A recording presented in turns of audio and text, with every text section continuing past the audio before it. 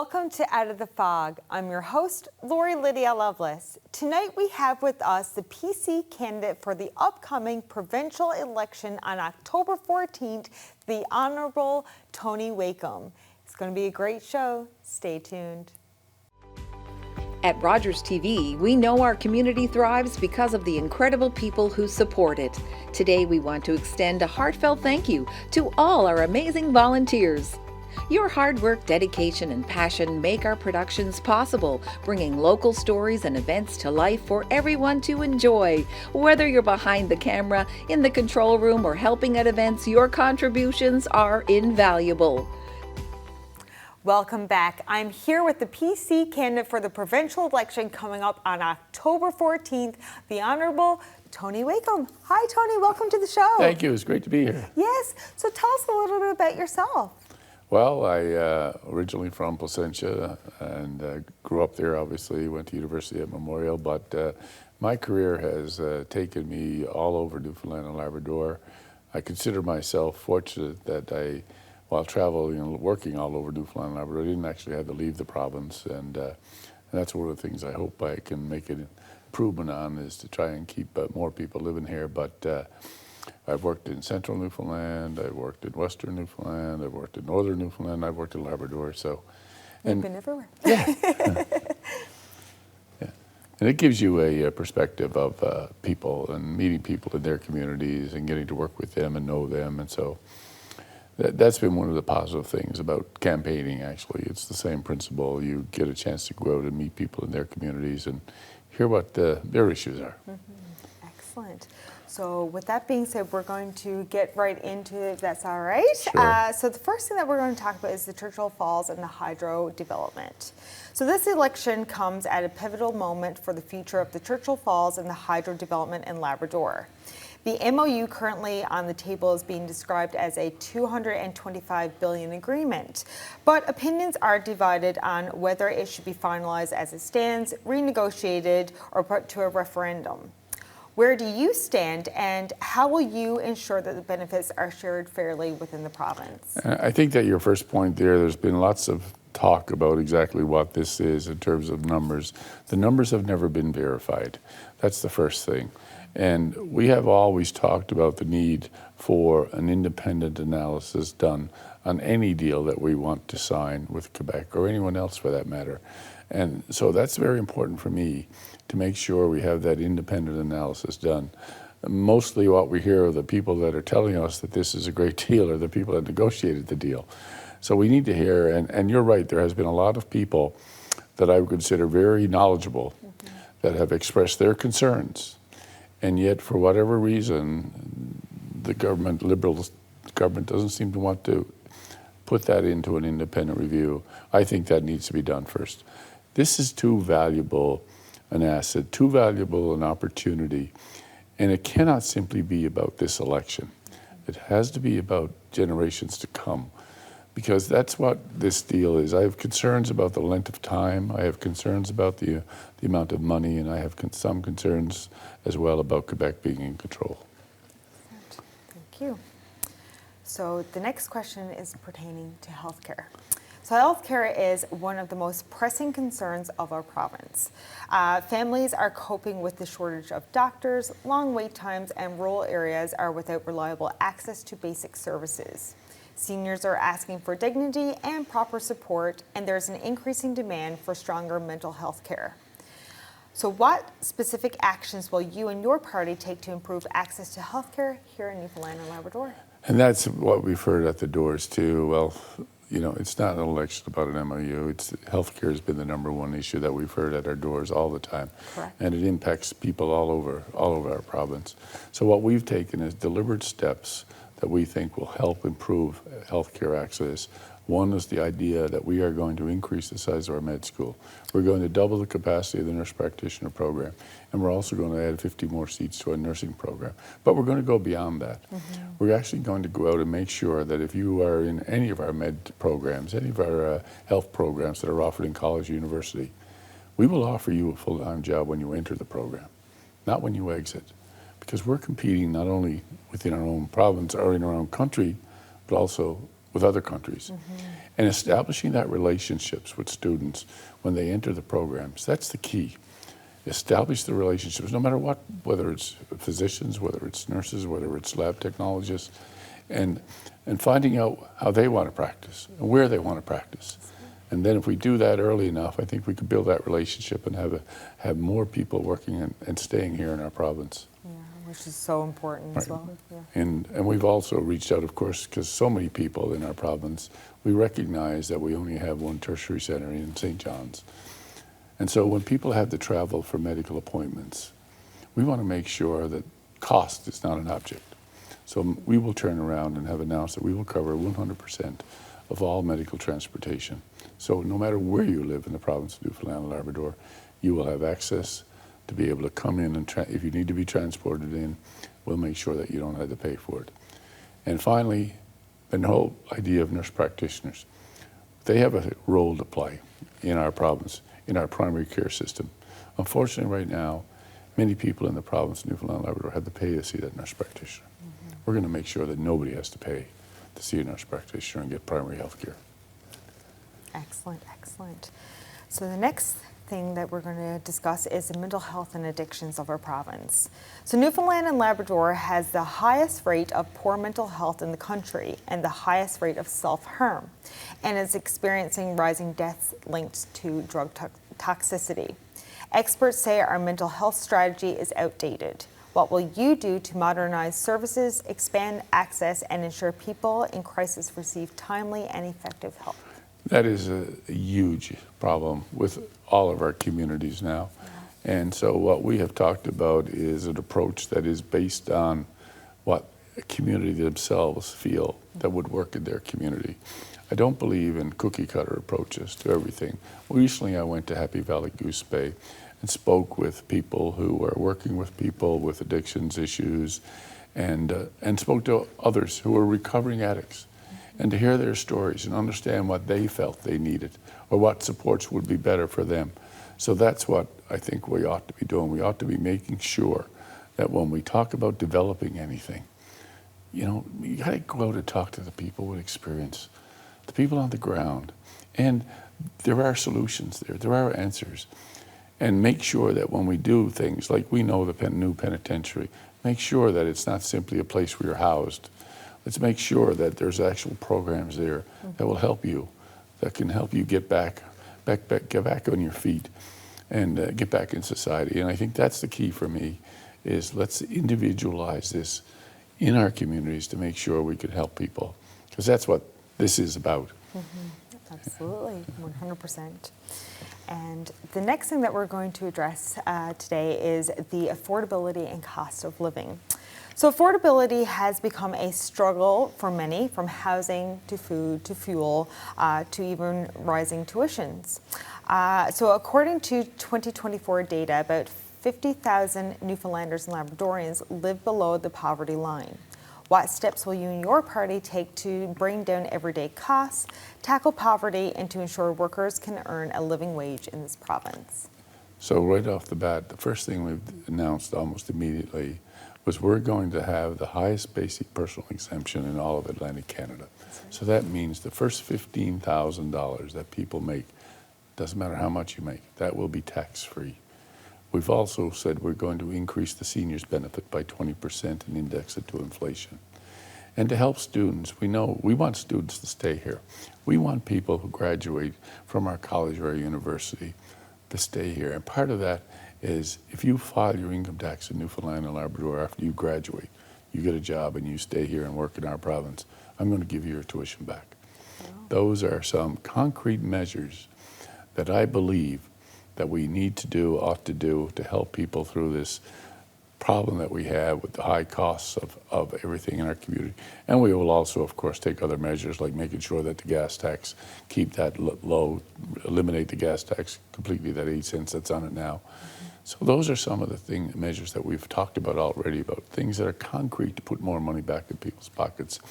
I've always said I would like to be able to have it so that more people pay less tax, not less people paying more tax. That's right. And that's our goal.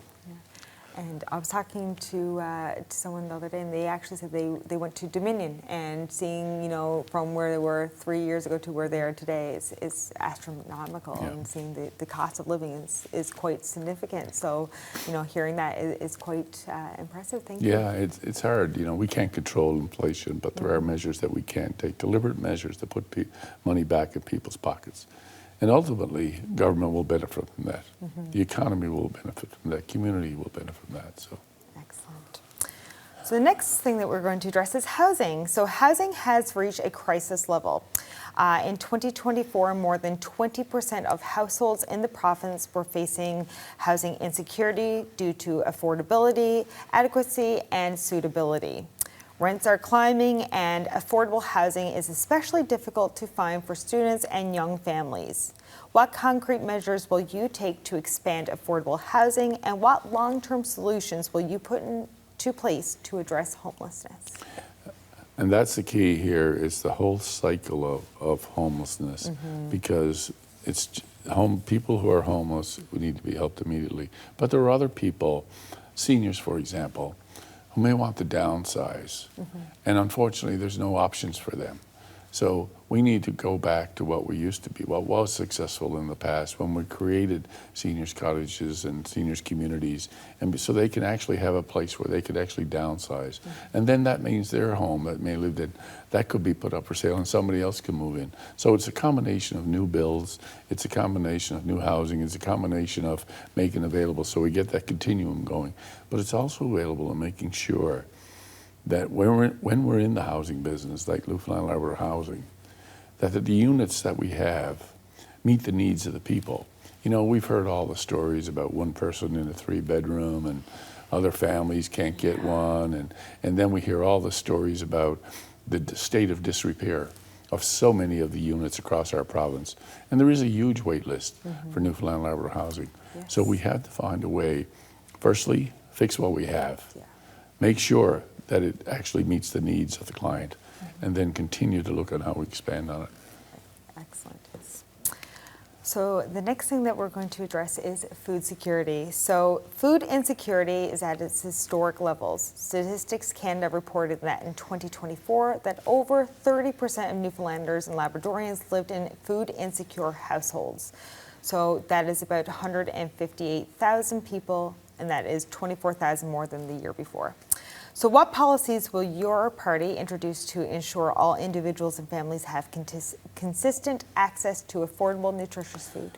And that comes with making sure, we've all talked about being self-sufficient, but part of the challenge with that is making sure that what are we doing to help people want to grow more food, to help our farmers, to help our other industries. Some of that gets caught up in that thing called red tape that everybody talks about. As a matter of fact, one of the things we lead the country in is red tape. I'd like to lead the country in red tape reduction. Making access to crown lands easier so farmers can build their farms. Making sure that they have the facilities in place that they can get their products to market, get it in the supermarkets. That's all part of this.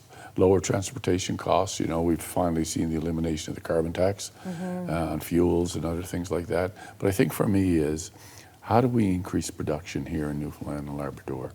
I believe that there are people out there, new farmers. I recently had a young man start up a farm that existed for over 100 years. And he's bought that farm and he's going to revitalize it and keep it growing vegetables, growing product. And we've seen lots of those spring up with greenhouses and everything. I think the entrepreneurs are out there. The farmers are out there. The people that want to do that are out there. We've got to make sure that we help them along the way, and how best can we do that? And make sure that, you know, we keep that price level low so people can afford to buy local, because that's always been part of the challenge too. Absolutely. So the next topic is the economy and jobs. So behind the hydro and oil positions, people are asking what the future of Newfoundland and Labrador's economy will look like. So what is your vision for building long-term prosperity, diversifying our industries, and ensuring good jobs are available not just for St. John's, but all across our province? So one of the things I've been talking a lot about is using our resources not simply as a product to be sold, but as a product to be developed. And when you think about things like our hydroelectricity, we have a history of selling cheap power to Quebec, and they've been able to build significant industries in their province with our power. I think it's time that we turn around and said, hold on a second, let's start thinking about what industries we could actually build in Newfoundland and Labrador. We have the power. The world has the need. So I think we've got to start looking at that, because I think of Goose Bay, Labrador. We're talking about developing Gull Island, and I want to develop Gull Island. Yes. It's been described as the best non-developed hydroelectricity project in North America. But think of the opportunities when we talk about AI and all the companies that want to, in the demand for electricity and power, cooler climates. We have all that. Yeah. So let's expand it. We also have to start looking after our own industries, like offshore oil. Like if we're going to develop the Beta Nord, then let's make sure that any work that our workers can do, we have skilled trades workers here in this province. We've proven it in the past that we can do it, so let's make sure they do it. And finally, we've talked about things like ferries. We have a replacements process set up now for our ferries. Rather than send those away to be built, let's bring back our own industry. We had it here. As a matter of fact, some of the vessels that are still in service, 40, 50 years old, were built right here in Newfoundland and Labrador. So this is where I think I want, as I said before, I don't want us to be a province where simply people come from. I want us to be a province where they come to, a province where people want to live, not leave. Excellent. So next topic is education and youth, including post-secondary. So education is the foundation of our future. Parents want investments in schools, teachers, and technology, while students are concerned about debt and affordability. So I know you touched on this before, but at the same time, youth outmigration remains a serious challenge. What is your plan to make post-secondary education more affordable, and how will you ensure young people see a future for themselves here? I've always said I will not allow the university to balance its books on the back of our students. I think there's lots of things that we need to look at first before we simply talk about raising maintenance fees or tuition fees. And that's why, though, I've introduced and spoke about the program we have in place for everyone who graduates, whether it's university or college, and files their income tax in Newfoundland and Labrador, then we'll give them their tuition back. But in doing so, we got to have the economy to create those jobs. And that's where we're building our industry. So this is all linked as all part of the thing. But in the K-12 system, one of the things that concerns me, and most recently concerned me, was what I hear about the lack of student assistance. When I hear about children with special needs or extra needs in the classroom, and how those needs aren't being met, and how we can actually go, and we saw it this year where we went from the classrooms hadn't changed. The child's needs haven't changed. I talk about one where the child was making great progress in the school, and they had the special assistants there with them. The same child went back to school this year, and the student assistant program was cut. That child was not getting the same supports. Nothing had changed for that child. And even though there was letters written by teachers and the principal talking about the progress the child had made, that mom was faced with the situation now of keeping her child home. That's not good enough. No. We know the needs are there. Let's not be turning around. These are not statistics. These are real people, real children, and we ought to make sure that we have that in place, and that's what I intend to do. We're not going to wait till September to hire student assistants. We're not going to lay them off over Christmas. We need to start planning our teacher ratios, planning our student assistant ratios back in May before school closes, and be ready for the next school year. Exactly, having that preparedness ready, yeah, for sure. Public safety and seniors and vulnerable populations. So community safety is becoming a growing concern. Urban areas are facing increases in crime, drug-related activity, and violence, while rural areas often lack adequate policing and emergency responses. So what is your plan to strengthen public safety, improve policing, and crime prevention? You're so right. I always tell the story that once upon a time, we'd watch crime on TV and we'd go down the road to our local family physician. Nowadays, we have crime in our communities and we have to watch a doctor on the TV screen. So we've got to change that. And part of that is why we've announced increases in both the RNC and the RCMP. Putting more police officers is one step into helping that. And I think that that's work. We've also said we're going to increase the number of Crown attorneys. We've heard that from other Crown attorneys, the need for more. And even positions that are there in the books have not been filled. We need to do a better job of that, because that's what it has to be about, helping our communities. And it's not just the bigger cities anymore. It's all over Newfoundland and Labrador. So, we have the police force. The recommendations that we have talked about have come to us from the police force themselves. So we're confident that what we're outlining will be successful. And let's put more officers back. Excellent. And at the same time, many residents feel like they're left behind. That's, particularly seniors, people with disabilities, and vulnerable due to poverty or homelessness. So seniors want dignity, affordability, and reliable care. People with disabilities continue to face these barriers. So how will your party help with those situations? We've been a strong advocate for a disabilities advocate, to be honest. We've stood in the House of Assembly, we've debated that, and we're committed to make sure that we have a full-time disabilities advocate. Over 30% of the population of Newfoundland and Labrador have some kind of disability. We have a seniors advocate, which is a great role. We also have now, what we want to have is a full-time disabilities advocate, and we're committed to doing that. The other thing that we had before in our province was a poverty reduction strategy that actually worked. It was considered to be one of the best in the country. And for whatever reason, when the current government got elected, they abandoned it. And then what we've seen is a series of announcements and a series of reactions. And it's those reactions that wind up costing you more money. We wind up leasing hotels without any plans and other things that have happened. So we're committed to, let's get back. It's hard work, but we're prepared to do it. And let's get back to having a poverty reduction strategy that actually works. And that's one of the things we have. And we're looking forward to doing it. Excellent. So environmental change and climate. So the past summer, Newfoundland Labrador faced devastating wildfires, and last winter was one of the mildest that we had on record.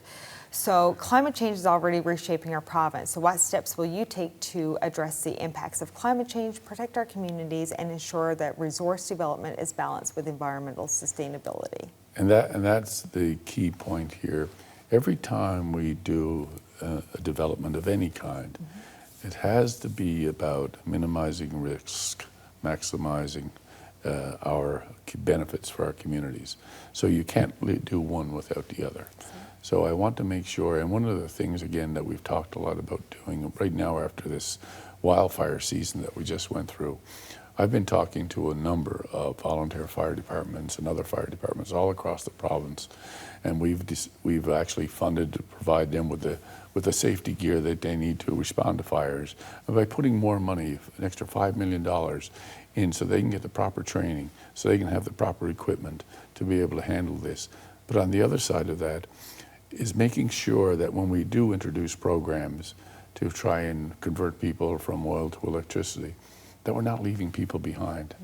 And that's one of the other challenges we have. We have lots of programs in our province for people, but unfortunately, none of the thresholds of those programs have increased in the last 10 years.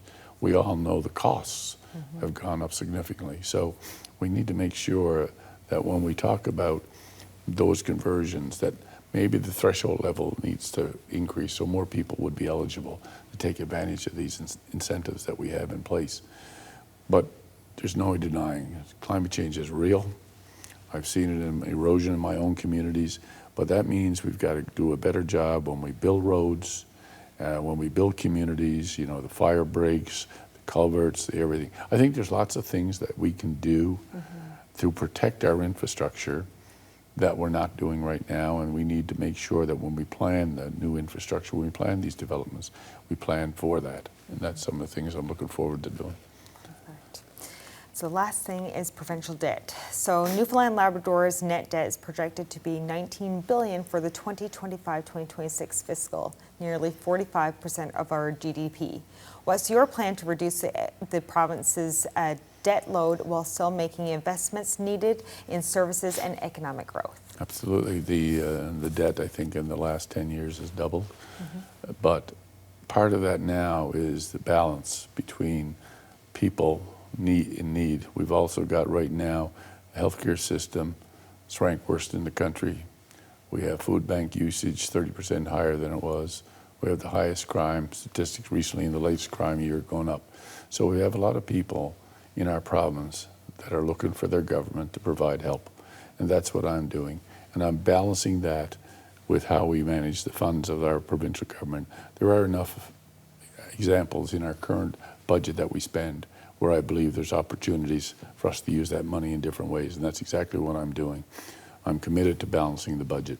I'm committed to bringing in a plan to make that happen. But my first priority right now is to help people balance their budgets. And then we'll bring forward and we'll work on how we balance the province's budget. Excellent. So thank you so much. So finally, I'm going to give you the chance to speak directly to the people of Newfoundland and Labrador. So in under a minute, I'm going to ask you to tell voters why you think you would be the best choice to lead this province. Well, what the PC party has laid out as a platform is just that. It's about not making it about politics. Let's make it about people and how best can we help people. And we've laid out a plan that will give people better access to health care, lower their taxes, and make their communities safer. That's the key things that we've been talking about all along. We all want to live in a prosperous Newfoundland and Labrador, where life is affordable, where health care is accessible, and no opportunity is left untapped. And that's what we're offering the people of Newfoundland and Labrador. And I look forward to the support of the people of Newfoundland and Labrador in making that happen. Thank you so much, Mr. Wakeham, for being here today. It's been a pleasure. It's been my pleasure. Thank you. Thank you. And we'll be right back after this short break. This is Rogers TV.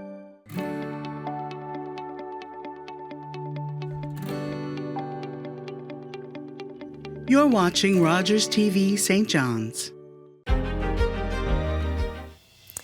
Thanks for tuning in to tonight's episode. We want to thank our guest, the Honorable Tony Wakeham, and of course, don't forget to vote for this upcoming election on October 14th.